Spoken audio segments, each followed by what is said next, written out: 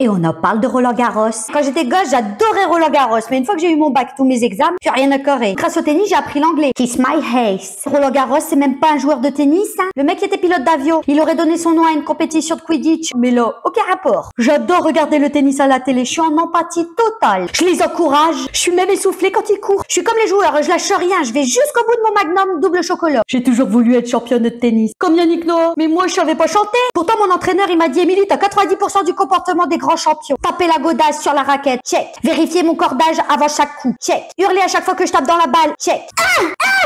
Avoir des tics et tout refaire 3 fois, check. En fait, il me manquait 10% de leur comportement, celui où ils jouent. Mais moi, j'étais nulle, même pas assez bonne pour devenir amasseuse de balles. C'est à cause du tennis, hein, que j'ai pris du poids. T'as vu les boîtes dans lesquelles ils rangent leurs balles? Ça ressemble à une boîte de Pringles. Le mec qui a inventé le système de points au tennis, je suis sûre que c'est le même qui a inventé le système de points en rugby. Franchement, il y a pas trop de logique, hein. Là, ça devient chiant, Roland-Garros. J'étais là, je regarde la télé, je file aux chiottes, je reviens, plus de français. Si ça se trouve, les Français, ils gagnent plus parce qu'ils veulent pas être interviewés par Nelson Montfort. En plus grande difficulté au tennis, faire des revers. Je courais comme une conne pour faire des coups droits. Au tennis, la latéralité, c'est important, hein. Comme disait ma grand-mère, droitier ou gaucher, ton trou du cul sera toujours au milieu.